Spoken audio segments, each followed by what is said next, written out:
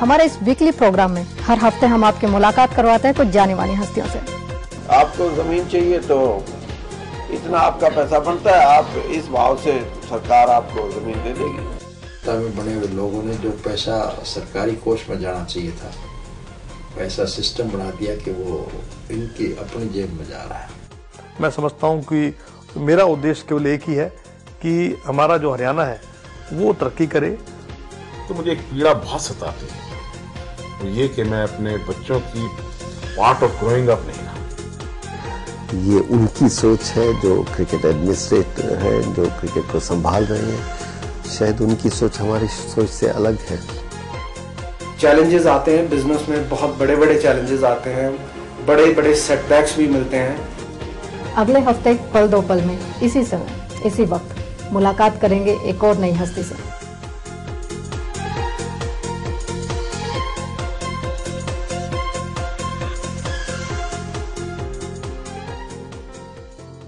नमस्कार, रूबरू टुडे के वीकली शो पल दो पल में आपका स्वागत है। मैं हूं मंजुला। हमारे इस प्रोग्राम में हर हफ्ते हम आपकी मुलाकात करवाते हैं कुछ जानी मानी हस्तियों से। हमारे आज के खास मेहमान हैं लीगल सेल भारतीय जनता पार्टी के all India incharge Satyapal Jain ji. Satyapal ji, हमारे शो में आपका बहुत बहुत स्वागत है। सत्यपाल जी, सबसे पहले तो हम आपसे जानना चाहेंगे कि जो राजनीति के पथ पर जो आप चले उसकी शुरुआत कब की, कैसे?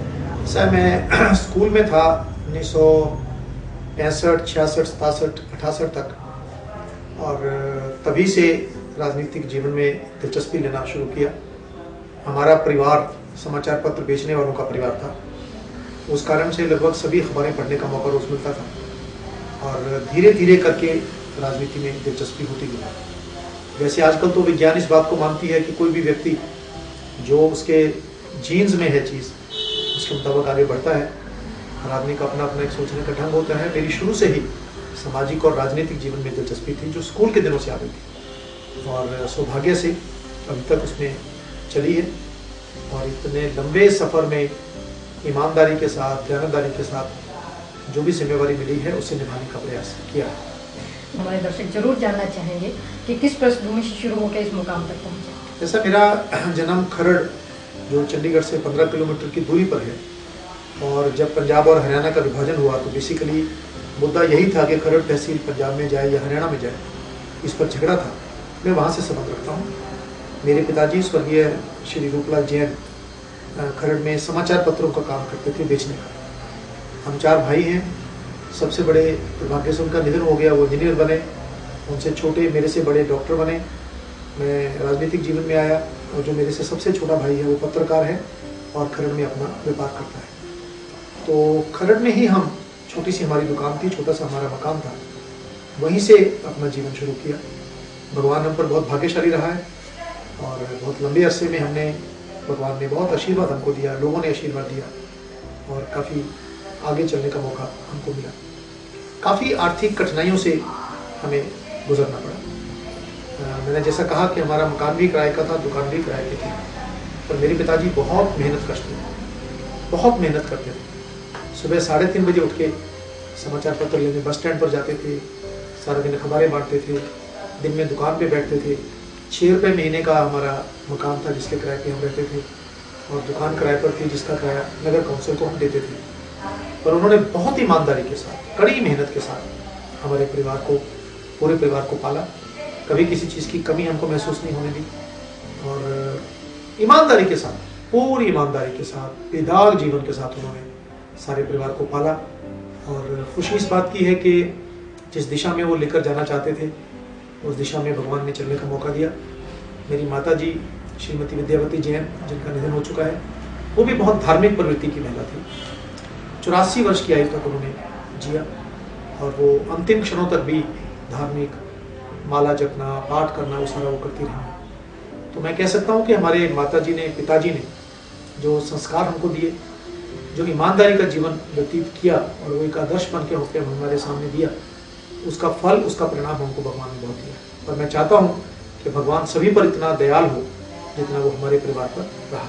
जैन साहब, ये तो थी पारिवारिक पृष्ठभूमि की बात। आप बात करते हैं आपकी एकेडमिक जितना भी रहा अभी तक का, तो आपकी स्टडी जो है वो कहाँ से शुरू हुई और कहाँ तक किया?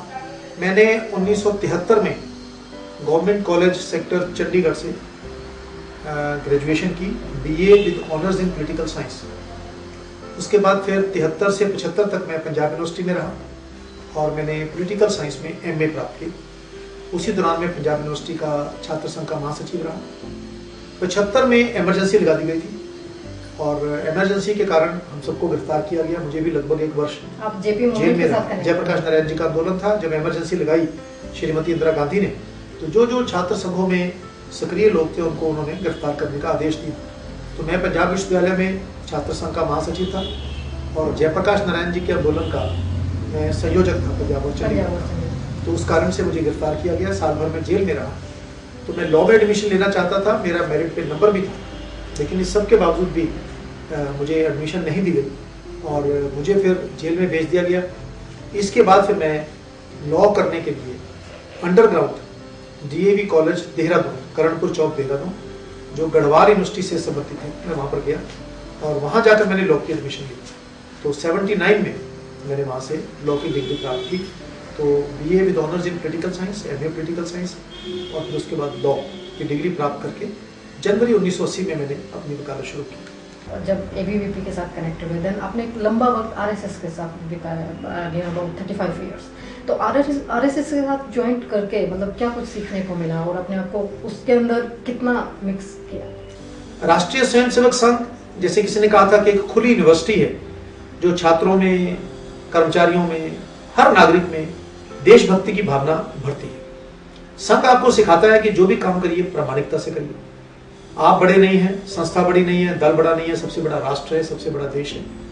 देश के लिए हमको सब कुछ करना है, देश के लिए कुर्बान होने की भी मादा हमें रहना चाहिए और ईमानदारी से, प्रामाणिकता से अपना काम करना। अपने अधिकार की बात नहीं करनी, अपने कर्तव्य की बात करनी। अपने लिए नहीं सोचना, अपने देश के लिए सोचना। देश हमको बहुत कुछ देता है, हम देश को कुछ दे रहे हैं कि नहीं दे रहे हैं, ये चीजें संघ ने सिखाई। इसलिए आपने देखा होगा कि राजनीतिक जीवन में या किसी भी जीवन में जो लोग राष्ट्रीय स्वयंसेवक संघ से आए हैं, उनका व्यवहार, उनका आचार पूरी प्रामाणिकता का रहा है, उनका पूरा दाग रहित रहा है, बेदाग रहा है उनका। जितेंद्रवीर गुप्ता RSS के संघ चालक थे, इमरजेंसी में जेल में रहे, मैं उनके साथ था और उसके बाद वो हाईकोर्ट के जज बने, चीफ जस्टिस बने। और आज सारा देश इस बात को मानता है कि जस्टिस JB गुप्ता बहुत ही ईमानदार जजों में थे, सारा दिन अपना काम करते रहते थे। मैं ये नहीं कह रहा कि बाकी ईमानदार नहीं थे, लेकिन उनसे आए हुए बैकग्राउंड के लोग, जस्टिस रामा जॉयस आए और बहुत सारे जजेस आए और बहुत सारे ऑफिसर्स आए।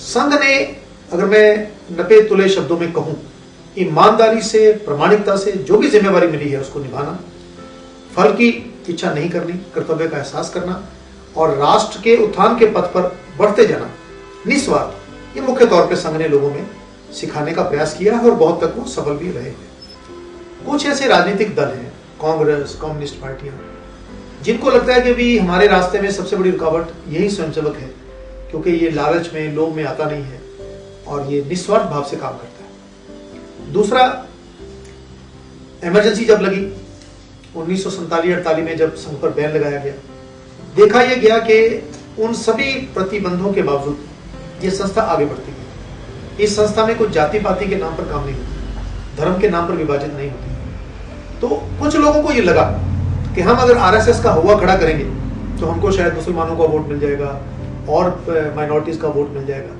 तो उन्होंने राजनीतिक कारणों से एक टारगेट बनाकर, हवा बना दें आप लोगों के सामने, ये आपको खा जाएगा, ये आपको मार देगा, वो हवा खड़ा करने का प्रयास किया, जो अप्रोच आज भी जारी है। मुझे याद है जून 1974 की बात है, इमरजेंसी से पहले श्री स्वर्गीय जयप्रकाश नारायण जी हमारे RSS के कैंप में आए थे और कैंप में सारा दिन रहने के बाद उन्होंने कहा कि सारा कैंप देखने के बाद मैं कहता हूं कि अगर RSS फासिस्ट है तो मैं भी फासिस्ट हूं, क्योंकि ये एक ऐसी संस्था है जिसके कैंप में कोई जाति पाति नहीं पूछी जाती, सब मिलकर रहते हैं, खाना बनाते हैं, खाते हैं, मिलकर रहते हैं। तो ये एक राजनीतिक हथियार के तौर पर कुछ संस्थाओं ने, खासतौर पर कांग्रेस और कम्युनिस्ट संस्थाएं, उनको लगता है कि जब तक हम RSS को समाप्त नहीं करेंगे हमारी राजनीतिक इच्छा में रुकावट आ सकती है। तो राजनीतिक कारणों से वो इसको मुद्दा बनाते हैं। अन्यथा RSS ने इतने सेवा के काम किए हैं, कभी तूफान कहीं आया, कहीं भूचाल आया, कहीं बाढ़ आई, सबसे पहले RSS के वर्कर पहुंचते हैं। लेकिन जिसको संघ में जाने का, उसको समझने का मौका मिलता है तो फिर उसको लगता है कि नहीं, मैं गलत था, संघ ठीक है। हिंदुत्व का मुद्दा एक्चुअली क्या है? मतलब ये पब्लिक में नेगेटिव पॉइंट में भी जाता है, ये पॉजिटिव भी हो सकता है, but according to your party Hindutva क्या है? हमने बार बार स्पष्ट किया है, जब हम हिंदुस्तान की हिंदू की बात करते हैं तो वो यहाँ की सिटीजनशिप है, यहाँ का रहने वाला हर आदमी हिंदू है। उसका धर्म अलग हो सकता है, किसी का धर्म इस्लाम हो सकता है, किसी का धर्म क्रिश्चियनिटी हो सकता है, किसी का धर्म जैन हो सकता है। बेसिकली हमारा कहना यह है कि जो हिंदुस्तान में रहता है, इस देश को अपना मानता है, वो हिंदू है। इसको आप भारतीय कह लें, आप इसको इंडियन कह लें, वो आपका शब्द उसमें हो सकता है। सुप्रीम कोर्ट में ये मामला आया, सुप्रीम कोर्ट में आया कि हिंदू कौन है, तो जस्टिस कुलदीप सिंह का जजमेंट है 1992-93 का, जिसमें उन्होंने कहा कि हिंदू कोई धर्म नहीं है, Hinduism is a way of life, जीवन का ढंग है। अब जो भगवान को मानता है वो भी हिंदू है, जो भगवान को नहीं मानता वो भी हिंदू है। आर्य समाज मूर्ति पूजा नहीं करता तो वो भी हिंदू है, सनातन धर्मी मूर्ति पूजा करते हैं तो वो भी हिंदू है। मैं जैन समाज से, मेरा धर्म से संबंध है, जो साधु संतों की पूजा करते हैं वो भी जैन है, जो मूर्तियों की पूजा करते हैं वो भी जैन है। साधु संतों में कोई नगन साधुओं की पूजा करते हैं, कोई सफेद कपड़े वालों की पूजा करते हैं। मजहब अलग अलग हो सकता है, धर्म अलग अलग हो सकता है, लेकिन नेशनलिटी हमारी सेम है। इसलिए जब हम ये बात कहते हैं कि हिंदुस्तान में रहने वाला हर आदमी हिंदू है, तो उसमें मुसलमान भी, ईसाई भी, सब लोग शामिल होते हैं।